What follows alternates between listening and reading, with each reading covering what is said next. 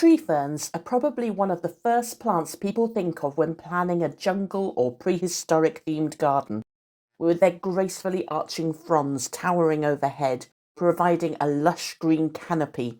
They are a truly architectural statement in any garden. This video will provide a more detailed look at tree ferns with information on how to grow them, as well as looking closer at some of the different tree fern species. Tree ferns are essentially ferns that have formed a trunk. Although they're not technically trees, which have woody trunks and reproduce by seeds, tree ferns reproduce by spores and have trunks that are actually made up of a mass of roots and rhizomes tightly packed together. Just like with trees, the trunk's purpose is to transport water and nutrients to the leaves or fronds, which grow at the crown of the trunk. Although size varies with species, some tree fern trunks can grow to around 20 meters tall. In fact, when growing in a dense jungle canopy, tree fern trunks can help other plants to grow. Where seeds falling on the ground would struggle to grow without adequate light, seeds that fall in the crown of a tree fern can form roots that grow all the way down the trunk and into the ground. In time, the new plant may completely take over the tree fern. Tree fern fronds grow from the crown at the top of the trunk where they start to uncurl. The long central stalk is called the stipe, while the leaves themselves are usually divided many times into smaller leaflets known as pinnae. The largest tree fern fronds can reach up to 9 meters in length, which are amongst the largest leaf structures in the world. Just as with other fern species, the underside of the fronds will form yellow or brown sporangia clusters called sori, from which reproductive spores will be produced. The spores resemble a powder, which are dispersed by wind and can form new plants if they land in suitable conditions. Tree ferns are an ancient plant which is thought to have first evolved over 200 million years ago, before dinosaurs walked the earth and long before the first flowering, seed-bearing plants arose. Many of the tree ferns that are still around today belong to the order Cyatheales, which is believed to have evolved during the Jurassic period between 145 to 199 million years ago. During this time, tree ferns were numerous and would have formed possibly the most important part of the diet of plant-eating dinosaurs and other animals. The Cyatheales are a group of plant commonly referred to as tree ferns, although not all members of this order do form a trunk, and a few species in the orders Osmundales and Polypodiales can also form a short trunk, such as Blechnum Brasiliense and Blechnum Gibbum.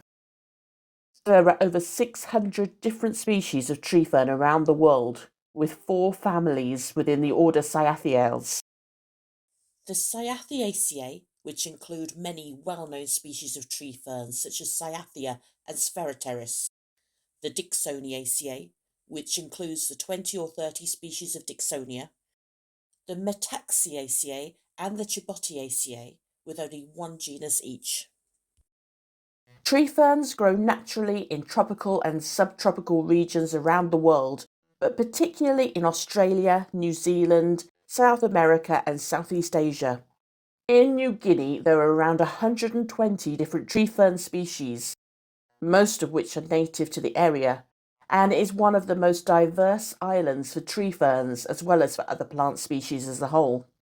Tree ferns typically prefer sheltered, moist, shady habitats, such as those in rainforests or near rivers.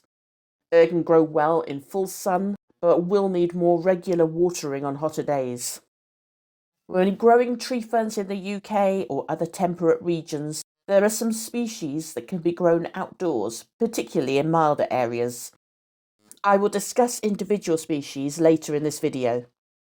If they are being planted outdoors, they will need a hole to be dug just deep enough to provide stability for the trunk, as tree ferns don't have a root ball in the same way as other plants, although they will root out into the ground once planted.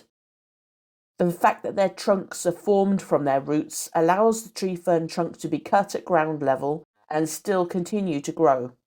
In fact, this is how tree ferns were first introduced to the UK, when ships arriving from Australia used tree fern trunks as ballast, which were discarded when they arrived in Cornwall and later discovered to be regrowing. Most tree ferns that can grow outdoors in the UK prefer acidic to neutral, well-draining soil and do better in damp conditions or boggy areas. Although they are typically evergreen, they may lose their fronds in colder winters, regrowing new fronds in spring. Over winter, tree ferns can be protected by putting straw in the crown or wrapping the crown in horticultural fleece. If you live in an area that has colder winters, or you're growing a less hardy species, tree ferns can be grown in pots and moved indoors over winter. When indoors, they prefer bright, indirect light, consistently moist soil, and high humidity. Avoid placing them near a radiator that will produce dry air, and consider misting the crown to increase humidity. Take care to ensure soil is not too wet, which can cause roots to rot. Tree ferns can also benefit from being given fertiliser, particularly if grown indoors or if newly planted with no root ball, in which case liquid fertiliser should be applied to the crown. They are renowned as being very slow-growing plants, with some species growing at a rate of just 1 inch per year. For this reason, many people prefer to buy established plants that are already at the desired height. When choosing a tree fern, it's advised to buy the tallest one available within budget. It's also important to buy from a seller that sources their tree ferns responsibly to avoid the ecological damage that can be caused by removing them en masse from their natural environment. Look for a certification label from recognised organisations such as the Forest Stewardship Council. Now let's take a look at a few tree fern species. Angiopteris Evecta is commonly known as the king fern or giant fern and is native to Southeast Asia and Oceania. Although not a Cyathea, it's technically a tree fern with a trunk that can grow to around 1 metre in height and diameter. Fronds can grow to 9 metres in length, believed to be the longest fronds in the world. It is not hardy in the UK. Blechnum Brasiliense, or the dwarf Brazilian tree fern, is native to Brazil and its slender trunk can reach a height of around 0.5 metre.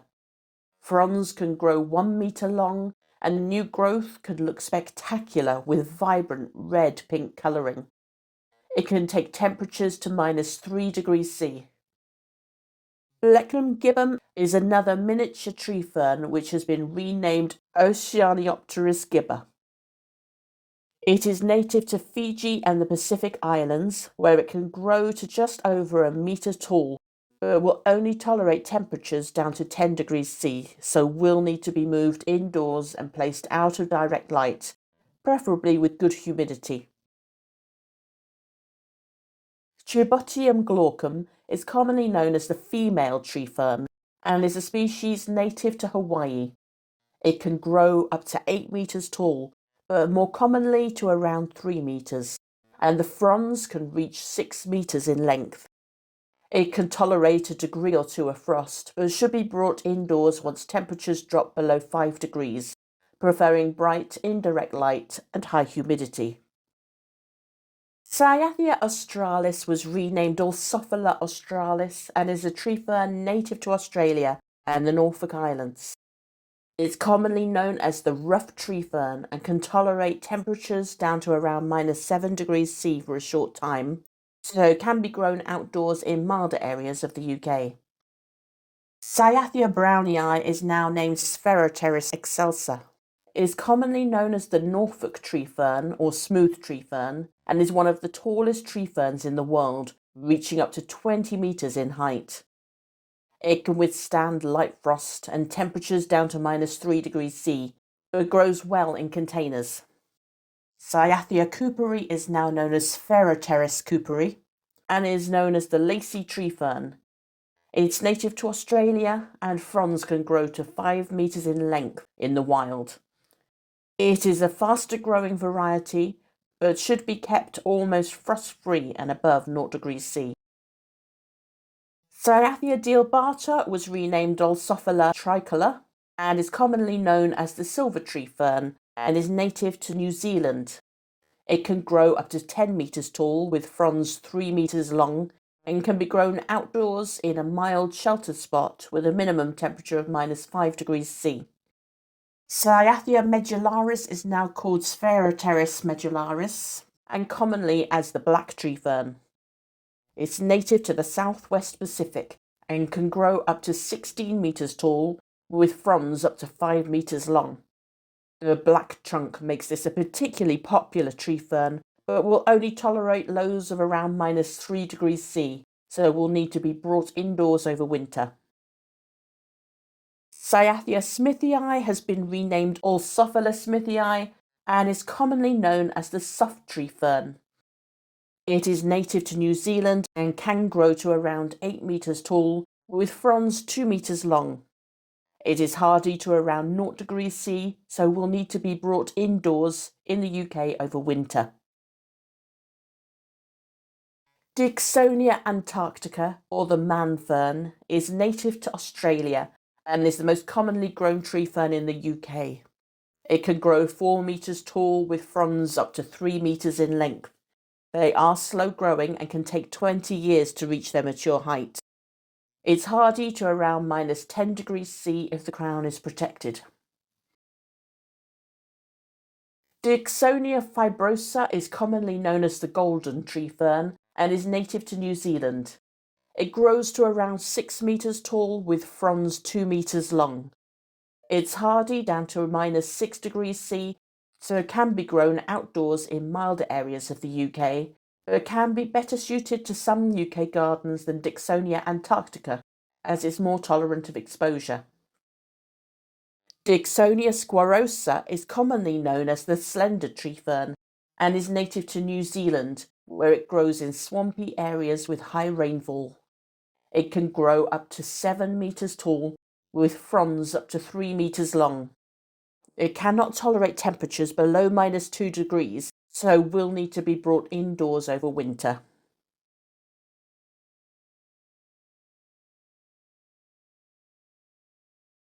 If you've enjoyed watching this video, please consider subscribing and turn on notifications. You can follow me on Facebook, Instagram or X for video updates as well as my flower of the day.